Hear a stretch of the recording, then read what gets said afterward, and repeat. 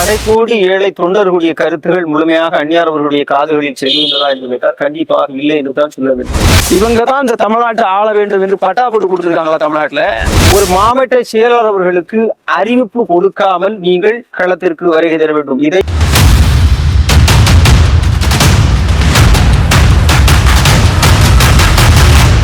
தேமுதிக தொண்டன் ஒருவன் தான் இந்த இயக்கம் வளருவதற்காக தன்னுடைய கொள்கைகளை கடைக்கோடி மக்களிடத்தும் கொண்டு சேர்க்கின்ற ஒரு தலைவனாக அவனைத்தான் நீங்க பார்க்கிறீர்கள். 2026 தேர்தலில் அரசியல் களம் சூடுபிடித்து வரும் இந்த நிலையில் மூன்றாவது அணி வலுவாக அமைய வாய்ப்புள்ளதாக பலராலும் பல கருத்துக்கள் பேசப்பட்டு வருகின்றன. இதனை குறித்து தேமுதிக அனுதாபியமான மற்றும் மக்களில் ஒருவரான செல்லப்பெருமாள் அவர்களிடத்தில் நேர்காணல் மூலம் தெரிந்து கொள்வோம் வாங்க. Hi sir. வணக்கம். இந்த 2026 தேர்தல்ல மூன்றாவது அணி வலுவடைய வாய்ப்பு இருக்கா? RSS பிளாஸ் மீடியா நண்பர்கள் அனைவருக்கும் பணிவான வணக்கம். இம்முறை 2026 தேர்தல் மிக வலுவான ஒரு மூன்றாவது அணி அமைவதற்கு மிகப்பெரிய ஒரு வாய்ப்பு இருக்கிறது. அந்த வாய்ப்பை இம்முறை தேமுதிகவும் சரியாக பயன்படுத்திக் கொள்ள வேண்டும் தான் என்னை போன்ற ஒரு தொண்டனாக ஒரு கருத்து நான் கூறுகிறேன். ஏன் இதை சொல்லுகிறேன் அப்படின்னு சொன்னா, இதை பாத்தீங்கன்னா அனைத்து இந்திய அதிமுகன்னு சொல்லக்கூடிய ஒரு மிக வலுவான கட்டமைப்பை வைத்திருக்கக்கூடிய ஒரு இயக்கம் இன்னைக்கு 3லிருந்து 4 பிளவாக போய் கொண்டிருக்கிறது. அதே போல திமுக அணியிலிருந்து சில பிளவுகள் வேற இருக்கிறது. விஜயனுடைய தாக்கம் புதிதாக வந்த விஜயனுடைய தாக்கம், இப்படி பன்முகத்தன்மை வாய்ந்த ஒரு அரசியல் களம் இருப்பதால் கண்டிப்பாக இம்முறை மூன்றாவது அணி வலுவாக அமைப்பதற்கு ஒரு வாய்ப்பு இருக்கிறது. அந்த மூன்றாவது அணி எப்படியெல்லாம் அமைய போகிறது என்பது நமக்கு தெரியாது, ஆனால் அமைவதற்கு ஒரு சிறப்பான வாய்ப்பு இருக்கிறது. நீங்க சொன்னபடி மூணாவது அணி அமைந்தால் மக்களுடைய எதிர்பார்ப்பு எப்படி இருக்கும்? இன்னும் சில இயக்கங்கள் இதோட இணைந்தால் மிக அருமையாக இருக்கும். அதுதான் ரொம்ப முக்கியமான விஷயம். ஆனா அது இணைவதற்கான வாய்ப்புகள் மிக ஒரு தெளிவான சிந்தனையோடு இவங்க வந்தாதான் அது நடக்கும். இதை பாத்தீங்கன்னா முதலமைச்சருங்கிறத தாண்டி இன்னைக்கு தமிழகத்துல நாம வென்றெடுக்க வேண்டியது மக்களை வென்றெடுக்க, அதாவது மக்களுடைய நீராதாரமாக இருக்கட்டும், இல்ல பல்வேறு தொழில் வளர்ச்சிகளாக இருக்கட்டும், எவ்வளவு விஷயங்கள் இருக்குது. இதெல்லாம் வென்றெடுக்கணும் அப்படின்னு சொன்னா மக்கள் மன்றத்துல அதாவது மக்கள் சக்தியினுடைய ஜனநாயகத்தை காப்பாற்ற வேண்டும் அப்படின்னு சொன்னா கண்டிப்பா அந்த மூன்றாவது அணி வலுவாக கட்டமைக்கப்பட வேண்டும்னா இந்த பிரிந்து கிடக்குது இல்லையா, இப்ப சொல்றது இல்லையா, அந்த நாம் தமிழர்கள் இதுல வரலாம். நான் ஏன் சொல்றேன்னா, இன்னைக்கு நாம் தமிழர் இயக்கம் ஒரு மிகப்பெரிய ஒரு கட்டமைப்பை வைத்திருக்காங்க, ஒரு பிம்பத்தை கட்டுறாங்க, அவங்களுக்கு ஒரு செட்பாக்கு இருக்கு, ஒரு 8% வாக்கு வாங்கிடுறாங்க, அதெல்லாம் சொல்றாங்க இல்லையா, இதெல்லாம் உண்மைதான் இல்லைன்னு சொல்லல. ஆனா அதை தாண்டி மண் வளம் மலை வளம் எல்லாம் சொல்றாங்க இல்லையா, இதை தேமுதிக ஏற்கனவே கேப்டன் அவர்களால் வைத்த கொள்கையை தான் இன்னைக்கு திருப்பி இவங்க வைக்கிறாங்க. ஆனா அவங்க சொல்லுவாங்க இன்னொன்னு பாத்தீங்கன்னா, எங்களுக்கு காங்கிரஸ் துரோகம் செஞ்சுட்டு மற்றவங்க துரோகம் செஞ்சாங்க சொல்றாங்க. எல்லா கட்சிகளுக்குமே பேக் ஃபெயிலியர்னு ஒண்ணு இருக்குது, அதுல மாற்று கருத்து நான் சொல்லல. ஆனா இன்னைக்கு அடியாரமாக இயங்கி கொண்டிருக்கக்கூடிய ஒரு கொள்கைன்னு சொன்னா நாம் தமிழர் என்ன சொல்றாங்க, பிறப்புக்கும் எல்லா உயிருக்கும் சொல்றாங்க. அப்ப நீங்க நாம் தமிழர் வைக்கிறதே தவறுதான் நான் சொல்லுவேன். ஏன் சொல்றேன்னா, நாம் தமிழர் நீங்க சொல்றீங்கன்னா இதுல தமிழ் மட்டுமே அடையாளப்படுத்தப்படுது. நீங்க எந்த நாட்டுல இருக்கீங்க? இந்திய திருக்குடி நாட்டுல இருக்கீங்க. அப்படி இருக்கும்போது நீங்க நாம் தமிழருங்கிறது குறுகிய மனப்பான்மையோடு பாக்குறது. நீங்க தமிழன் என்கிறது ஒரு மொழி ரீதியா நீங்க அடையாளப்படுத்துறீங்க. அப்படி பார்க்கும்போது பிறப்புக்கும் எல்லாருக்கும் நீங்க வைக்கப்படும் போது அந்த கொள்கை அங்க அதோடைய அடித்தட்டு, அந்த சித்தாந்தம் அங்க அடிபடுது. ஏன் அடிபடுதுன்னா, பிறப்புக்கும் எல்லா இருக்குன்னா இதுல தமிழ் உயிர், கன்னடா உயிர், ஹிந்தி உயிர், எல்லா மொழிவாரியாக உயிர்களாக பிறப்பது கிடையாது. உயிர்கள் பிறக்கும் போது உயிர்களாக பிறக்கிறது.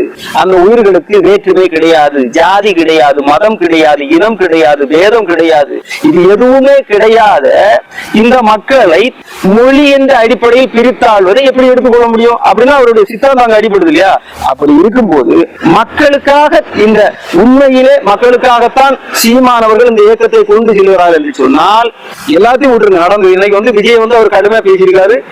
அதே மாதிரி அந்த தமிழக வெற்றி கழகத்தில் இருக்க சில தோழர்களும் தவறா பேசியிருக்காங்க, அதுல மாற்றிருக்க. அதெல்லாம் விட்டுட்டு நாம் தமிழரும் இதுல இருந்து, அதாவது ஒன்றிணைந்து நீங்க எல்லாரும் சேர்ந்து ஒரு கூட்டணியை, மிகப்பெரிய கூட்டணியை வலுவா கட்டமைக்கலாம். எப்படி கட்டமைக்கலாம் அப்படின்னா, வலுவா கட்டமைக்கும் போது நாம் தமிழர், தேசிய முற்போக்கு திராவிட கழகம், தமிழக வெற்றி கழகம், காங்கிரஸ் பேரியக்கம், அதே மாதிரி இன்னும் சில பல இயக்கங்கள் கண்டிப்பாக இப்படி ஒரு அணி அமையும் போது கண்டிப்பா வருவாங்க. ஏன் இதை சொல்றேன்னா, இன்னைக்கு களத்துல பாத்தீங்கன்னா கிட்டத்தட்ட 50 ஆண்டு காலம் வரலாற்றுல திமுக வெர்சஸ் அதிமுக இதுதான் போயிட்டு இருக்குது. இதுவே சாக்கடை அரசியல் நான் சொல்றேன். ஏன் சொல்றேன்னா, இந்த மக்களை ஏமாற்றுகின்ற ஒரு அரசியல். உன்னை இலவசத்தை கொடுத்து அடிமையாக்கி கேவலப்படுத்துறாங்க மக்களை. அப்ப மக்களை சிந்திக்காம விடாம இருக்கிறதுக்கு இளைஞர்களுக்கு போதை வஸ்துவை கொண்டு சேர்த்துறாங்க. மக்கள் தெளிவான சிந்தனையோடு இருக்கணும்னு சொன்னா அவங்க போதை இல்லாம இருந்தாதான் இருக்க முடியும். ஆனா அங்க போதை பழக்கம் இருக்குதா? தமிழ்நாட்டுல கண்டிப்பா இருக்குது. மற்ற பிற மாநிலங்களை விடவும் இங்க கடுமையா இருக்குதுங்கிறதா சொல்லணும். ஏன்னா நீங்க எல்லா இடத்துலயும் பாருங்க, கஞ்சா அப்படின்னு போது எல்லாமே நீங்க பாக்குறீங்க. அந்த அளவுக்கு மாணவர்கள் கையில வரைக்கும் போயாச்சுங்கிற போது இந்த ஆட்சி எதை நோக்கி போயிட்டு இருக்குது? அப்ப இவங்களுடைய நோக்கம் என்ன? இந்த மக்களை பற்றின கவலை அவங்களுக்கு இருக்குதா? இல்ல. இந்த மக்களுடைய கவலை இருக்கு என்று சொன்னால் இவர்கள் இது போன்ற அரசியலை முன்னெடுக்க மாட்டாங்க. ஆனா இவங்க முன்னெடுக்கிறாங்க. அதுக்கு காரணம் என்னன்னா, தொடர்ந்து இவங்க இயங்கணும்.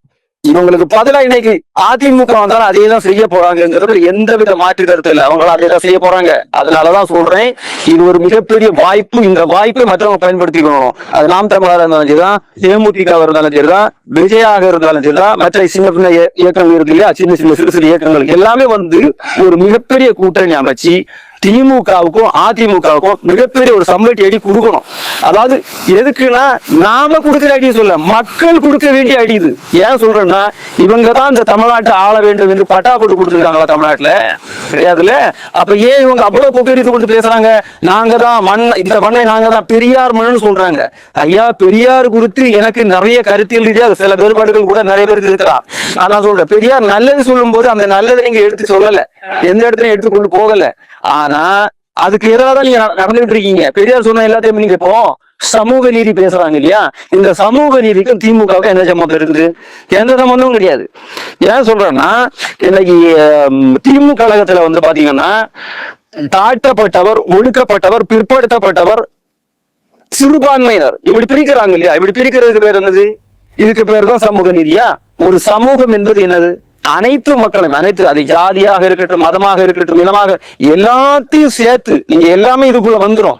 எல்லா மக்களையும் ஒருங்கிணைக்கிறது தான் ஒரு சமூகம்.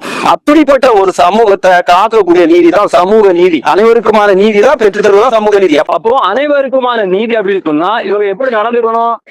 ஒரு உணவா இருக்கட்டும், உடுத்த உடையா இருக்கட்டும், படிக்கிற படிப்பா இருக்கட்டும், எல்லா மக்களுக்கும், எல்லா தரப்பு மக்களுக்கும் ஒரே மாதிரியாக வழங்க வேண்டும்.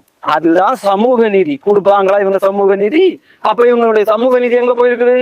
சமூக நீதி யாரு வேண்டாலும் பேசலாம். ஆனா சமூக நீதியாக நடந்து கொள்கின்ற இயக்கங்கள் நீங்க எது பாத்தீங்கன்னா, குறிப்பா பாத்தீங்கன்னா நீங்க தேமுதிக அடிச்சு சொல்லலாங்க. ஏன் இது சொல்றேன்னா, தேமுதிக பொறுத்தவரையில கேப்டன் அண்ணே வச்சுற, அதாவது ரத்தத்தால் அனைவரும் ஒரே இனம் ஒரே குலம், இதுதான் சமூக நீதி. இதுதான் சமூக நீதி. நீங்க வேற எப்படி சமூக நீதியை பாப்பீங்க? ஆனா இவங்க வைக்கக்கூடிய சமூக நீதிக்கும் தேமுதிக நீங்க பாருங்க, தாழ்த்தப்பட்டவர், பிற்படுத்தப்பட்டவர், ஒடுக்கப்பட்டவர், மாற்றுத்திறனாளி கூட கிடையாதுங்க. ஏன்னா மாற்றுத்திறனாளிகள் கூட என் மக்களை மாற்றுத்திறனாளின்னு கூப்பிடாத, அவனு என்னுள்ள ஒருத்தன், அவன் சமமா பாரு அப்படிங்கறதான் கேப்டனுடைய கொள்கை. அப்படிதான் இன்னைக்கு போயிட்டு இருக்குது. ஆனா இவங்க சமூக நீதி வேற மாதிரி இருக்கும். ஆனா அந்த மக்களுக்கும், சில மக்களுக்கும் புரிதல் வர வேண்டியங்கிறது உண்மைதான். அதனால சொல்றேன், இந்த கட்டமைப்பு, இந்த மூன்றாவது அணி கட்டமைப்புங்கிறது, இதெல்லாம் நீங்க தாங்கி பொறுக்கும் போது நாளைக்கு நீங்க திமுக விமர்சனம் பண்றதுக்கு மிகப்பெரிய ஒரு வாய்ப்பு இருக்குது. ஏன்னா சமூக நீதிக்கு எதிராக அவங்க நடந்துட்டு இருக்காங்க. அப்படி இருக்கும்போது இதெல்லாம் ஓரணியில அமைஞ்சா கண்டிப்பா நான் என்ன சொல்றேன் இல்லையா, மூன்றாவது அணியில நான் சொல்ற மாதிரி நாம் தமிழரோ, தேமுதிகவோ, இல்ல காங்கிரஸ் பேரியக்கமோ, இல்லைன்னு சொன்னா விஜயோ, இவங்க எல்லாரும் ஒண்ணு சேர்ந்தா கண்டிப்பா மிகப்பெரிய ஒரு கடுமையான விமர்சனத்தை திமுக வைக்கும், அனைத்து இந்த அண்ணா திமுக கடுமையா வைப்பாங்க. மாற்று கருத்து இல்ல. அதுதான் அரசியல்.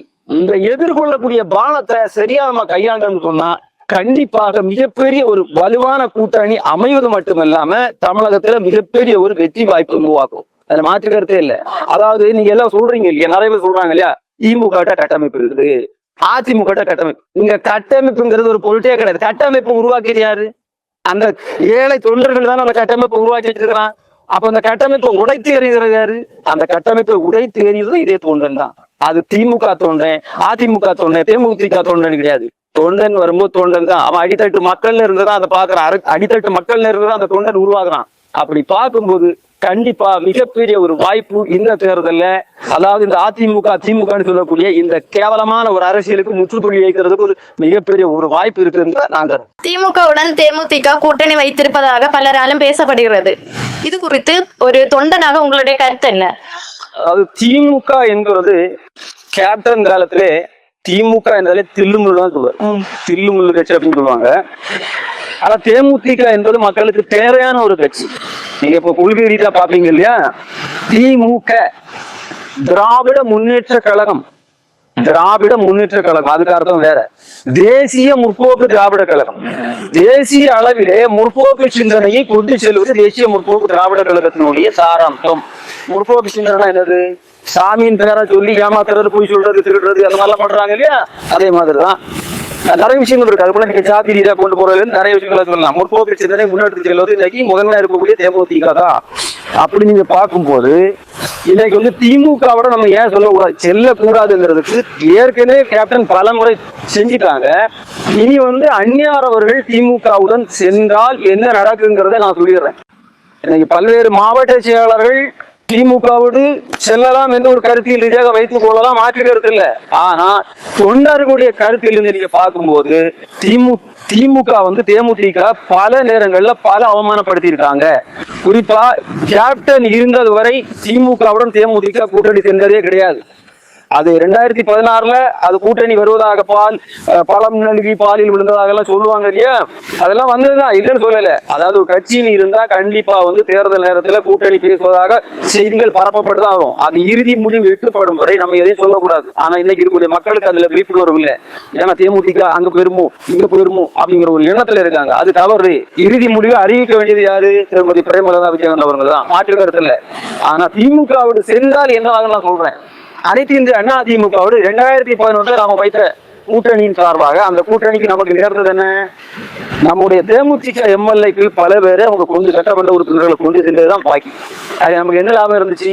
சட்டமன்றத்துல தேசிய முற்போக்கு திராவிட கழகத்தினுடைய கழக தந்தை பொன்மனை செம்மல் புரட்சி கலைஞர் கேப்டன் அவர்கள் மக்கள் கேள்வியாக கேட்கின்றார். எப்படி கேட்டாரு? பால் விலை, பஸ் கட்டணம், மின்சார கட்டணம் போன்றவற்றை எங்களோடு கூட்டணிக்கு வரும்போது மக்களுக்கும் எங்களுக்கும் நீங்கள் கொடுத்த வாக்குறுதி, அதை மீறி நீங்கள் ஏன் செயல்படுகின்றீர்கள் என்று கேட்டபோது அதுக்கு தக்க பதில், சரியான பதிலை கொடுக்காமல் மாறாக தவறான கருத்தை பதிவு செய்தார் மரியாதைக்குரிய மறைந்த முன்னாள் முதலமைச்சர் ஜெயலலிதா அவர்கள். அப்படிப்பட்ட ஒரு நிலை தான் அங்கு இருந்தது. அப்படின்னு சொன்னா அங்கு அதிகாரம் என்பது மேலோங்கி நிற்கிறதே தவிர மக்களை நோக்கிய சிந்தனை கேப்டன் ஒருவர் மட்டும்தான் சட்டமன்றத்தில் இதுவரைக்கும் எழுப்பியிருக்காங்க. அது ஒரு திமுகவோ அதிமுக பிற கட்சிகளோ எழுப்பியது கிடையாது. மக்களை நோக்கிய கருத்தில் ரீதியாக கேள்வி எழுப்பிய ஒரே தலைவர் அவர் தான். அன்னைக்கு சட்டமன்றத்தில் ஜெயலலிதா அவர்களை உறைந்து போறாரு. இப்படி இருந்தாங்க. அந்த மாதிரிதான் ஒரு நிலை ஏற்பட்டது. அதான் உண்மை. ஆனா அப்படி ஒரு சூழல் ஏற்பட்ட பிறகு நாம தெரிந்தது மீண்டும் அதிமுக கூட கூட்டணி வைத்ததெல்லாம் உண்மைதான், நான் இல்லைன்னு சொல்லல. ஆனா அதிமுக கூட நீங்க வந்து கூட்டணி ஏன் போக முடியாதுன்னா நீங்க அதிமுக புலப்பட்டு இல்லையா? அதே மாதிரி திமுக உடன் நீங்க இதெல்லாம் பார்க்கணும். திமுக உடன் என்றைக்கும் கேப்டன் போனதே கிடையாது. அதுக்கு காரணம் இருக்குது. அவங்க வந்து இன்னைக்கு வந்து ஆட்சி பொறுப்பேற்று 4 இருந்து 5 ஆண்டு முடிய போகுது இல்லையா? இந்த 5 ஆண்டுகள் அவங்களுடைய சாதனை என்னெல்லாம் சொன்னாங்க? எல்லா பெண்களுக்கும் அவங்க வரும்போது கொடுத்த வாக்குறுதி, எல்லா பெண்களுக்கும் 1000 ரூபாய் கொடுக்கப்படும். அப்போ ஆட்சிக்கு வந்த பிறகு என்ன சொன்னாங்க? தகுதி வாய்ந்த பெண்களுக்கு 1000 ரூபாய். எந்த தகுதி வேணும் உங்களுக்கு? அப்போ ஒவ்வொரு வீடுகளில் இருக்கக்கூடிய பெண்மணிகளுக்கு நீங்க கேள்வி இருக்கிறீங்களா? அவங்களுக்கு எந்த அடிப்படையில் நீங்க அவங்களை தகுதியின் அடிப்படையில் நீங்க தேர்ந்தெடுக்கிறீங்க? தகுதிங்கிறது என்னது? உங்களுக்கு சாஞ்சாப்பு போட்டு உங்களுக்கு ஆமாம் சொன்னா அவங்க தகுதியா? அப்படி கிடையாது. எல்லா மக்களுக்கும் நீங்க ஒரு திட்டத்தை அறிவிச்சிட்டீங்கன்னா அது எல்லா மக்களுக்கு தான் போய் சேர வேணும். அப்ப நீங்க அதுல வந்து நீங்க மாறுபட்டு இருக்கிறீங்க. அப்போ நீங்க என்னன்னா திட்டத்தை நிறைவேற்றுறதுக்காக நீங்க பார்த்து வந்து கொடுக்கல. எப்படியாவது ஆட்சி அதிகாரத்தை தக்க வைத்துக் கொள்ள வேண்டும், நமக்கு பிடிக்கணும், ஆட்சி பிடிக்கணுங்கிறதுக்காக மட்டும்தான் இங்க கொடுக்கப்படுகின்ற வாக்குறுதிகள். அது மட்டும் இல்ல, இவங்க வந்ததுக்கு அப்புறம் மின்சார கட்டணம் எவ்வளவு உயர்ந்திருக்கு, பஸ் கட்டணத்துல இருக்கு, எல்லாமே ஃப்ரீ பஸ்ன்னு சொன்னாங்க. பொன்முடி எப்படி பேசுறாரு? ஓசி பஸ்ல போறாங்கன்னு சொல்லி கேவலப்படுத்தினாங்க மக்கள். இப்போ எல்லா இடத்திலும் அதிகாரம் வந்த பில் ஒன்று, அதிகாரத்துக்கு வருவதற்கு முன்பு ஒன்று எந்த வாக்குறுதி தான் கொடுத்துருப்பாங்க.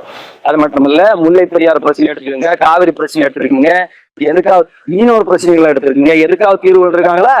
இந்த இயக்கங்கள் திமுக என்ற ஒரு இயக்கம் இருக்கும் வரை எந்த ஒரு பிரச்சனைக்கும் தீர்வே கிடையாது. அதே மாதிரி அனைத்து இந்திய அண்ணா திமுக இது போருங்க. ஏன் சொல்றேன்னா அதனாலதான் சொல்றேன்.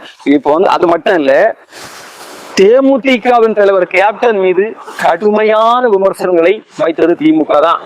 அதிமுக கடுமையான விமர்சனங்கள் வைத்தது திமுக தான் சொல்றேன். ஏன்னா குடிகாரர் அப்படின்னு சொல்லி ஒரு பொருளிய ஒரு காமெடி நடிகரை வச்சு பேசினாங்க இல்லையா?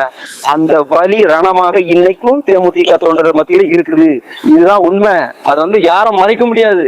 ஏன் இதை சொல்றேன்னா, திமுகனாலே அந்த தொண்டர்கள் மத்தியில ஒரு நம்பிக்கை வராதுங்க. எப்படியுமே தேமுதிக வந்து திமுக மேல நம்பிக்கை வராது. ஏன் வராதுன்னா, இன்னைக்கு ஒரு அனைத்து இந்திய அண்ணா திமுக 2011 போகும்போது எத்தனை எம்எல்ஏக்கள் நம்ம இழந்தோமோ, அதே மாதிரி நாளைக்கு ஒரு 8 சீட்டு கொடுக்குறாங்கன்னு வச்சுக்கோ. ஒரு உதாரணத்துக்கு 8 தொகுதி கொடுக்குறாங்கன்னா, அந்த 8 தொகுதியில 4 வெற்றி பெற்றாலும் அந்த 4 இருந்து 4ஐயுமே திமுக எடுத்துக்கொள்ளும். தேமுதிக மறுபடியும் வெறுங்கை வீசி தான் நிற்கணும். அது தேவையா? அந்த அரசியல் தேவை. அப்ப யாருக்காக அந்த கூட்டணி வைக்கப்படுகிறது நான் பாருங்க, தொண்டர்களுக்காக வைக்கப்படுகிறதா கூட்டணியை தவிர, நீங்க அந்த தேமுதிகங்கிற ஒரு ஒட்டுமொத்த இயக்கமும் யாரால் இயங்கி கொண்டிருக்கிறது? தேமுதிக என்கிற மாபெரும் இயக்கத்தினுடைய உறுப்பினர்கள், தொண்டர்கள், கழக கிளைக்கழக நிர்வாகிகள், இவங்க தான் இந்த தேமுதிகவை இன்னைக்கும் பலமா வச்சிருக்காங்க. காசுக்காகவும் பணத்துக்காகவும் பொருளாதாரத்துக்காகவும் அதிகார பலத்துக்காகவும் சட்டமன்ற உறுப்பினர், நாடாளுமன்ற உறுப்பினர் எந்த என்ன கோட்டின் அடிப்படையில் வந்தவங்க தான் இன்னைக்கு திமுக அதிமுக போயிருக்காங்களே தவிர, கேப்டனை உண்மையாக விரும்பக்கூடிய, உண்மையாக நேசிக்கக்கூடிய எந்த ஒரு தொண்டரும் இந்த இயக்கத்திற்கு போகல. அப்படிப்பட்டவங்க திமுக அதிமுக போன்ற இயக்கங்களை விரும்ப மாட்டார்கள். அவங்க என்னைக்குமே தனித்துவமா இருக்க வேண்டும் என்று நினைப்பாங்க. என்னை பொறுத்தவரை தேமுதிக எப்போ தன்னுடைய தன்னிலை மறக்காம இருக்குன்னு நான் சொல்லுவேன். அதற்கு நீங்க 3வது அணி அமைத்தால் கூட நான் தவறாக நினைக்க மாட்டேன். ஆனா திமுக அதிமுக கூட போனா அது என்னைக்கும் தவறுதான். ஏன் தவறு அப்படின்னு சொன்னா, நீங்க அதை பார்க்கணும், கூர்ந்து பார்க்கணும். இதுவரைக்கும் நம்ம அரசியல்ல கண்ட தோல்விகளை பாத்தீங்கன்னா, அந்த தோல்விகளை தந்தது யாரு?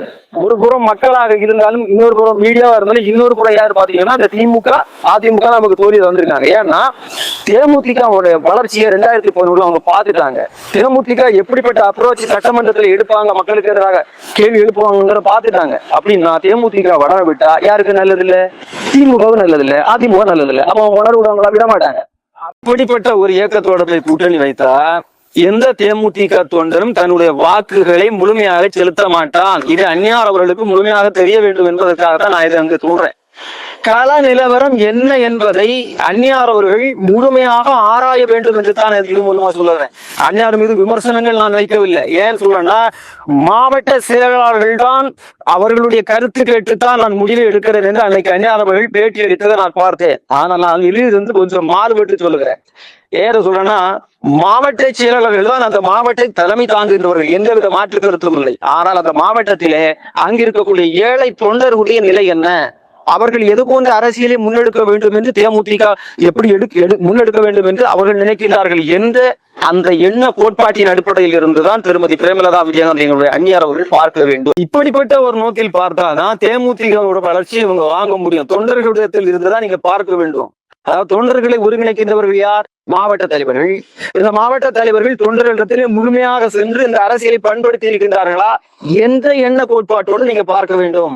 ஏன்னு சொல்றேன்னா, நான் யாரையும் விமர்சனம் செய்யறதுக்காக சொல்லல, சொந்த கட்சிங்கிறதுக்காக நம்ம வந்து விமர்சனம் அப்படின்னு சொல்லல. நீங்க புரிஞ்சு கொள்ளணும், அடிப்படை தொண்டனுடைய விருப்பம் என்னன்னு கேட்டா திமுகவுடைய அதிமுக சொல்ல கண்டிப்பா விரும்ப மாட்டாங்க. ஏன்னா அனைத்து இந்த அண்ணா திமுக செய்த துரோகம் மாபெரும் துரோகம். விருதுநகர் தேர்தலிலே எங்களுடைய விஜயபிரபாகரன் அவர்களுக்கு இழைத்த நீதிக்காக திரு பாலாஜி அவர்கள் ஏன் வரல? செந்தில் பாலாஜி இல்ல, நான் சொல்றது விருதுநகர்ல இருக்கக்கூடிய பாலாஜி சொல்றேன். அவர் ஏன் வரல? களத்துக்கு ஏன் வரல? அவர் வந்திருந்து கேட்டிருக்கணும், ஏன் கேட்கல? ஏன்னா எல்லா இடங்களிலும் அனைத்து இந்த அண்ணா திமுக டெபாசிட் இழக்கிறது, தன்னுடைய தனித்தன்மை இழக்கிறது. தேமுதிக மட்டும் அவர்கள் கொடுத்த தொகுதியிலேயே அவர்களுடைய வாக்கு வங்கிகளை அதிகரித்து இருக்கிறது. குறிப்பாக விருதுநகர்ல வெற்றி பெற்றிருக்கிறது என்றுதான் சொல்ல வேண்டும். ஆனால் அந்த வெற்றியை மறைப்பதற்காக திமுக செய்த பல மோசடிகள். இன்னைக்கு நம்ம ஏன் திமுகவோட போகணும்னு நம்ம சொல்லணும் இல்லையா? அதுக்கு இதுவும் பொருந்தும். விஜயபிரபாகர் என்ற எங்களுடைய அன்பு வாரிசு, எங்களுடைய கேப்டனுடைய வாரிசு சட்டமன்ற நாடாளுமன்றத்திற்கு செல்லக்கூடாது, இந்த இயக்கம் பெயர் பெற்று விடக் கூடாது என்பதற்காகவே உள்ளடி வேலை பார்த்தவர்கள் ஒன்றுதான் திமுக. அப்படிப்பட்ட இயக்கத்தில் இருக்கக்கூடியவர்கள் கண்டிப்பாக தேமுதிகவை வலுவர செய்ய மாட்டார்கள், தேமுதிக உழைக்க மாட்டார்கள்.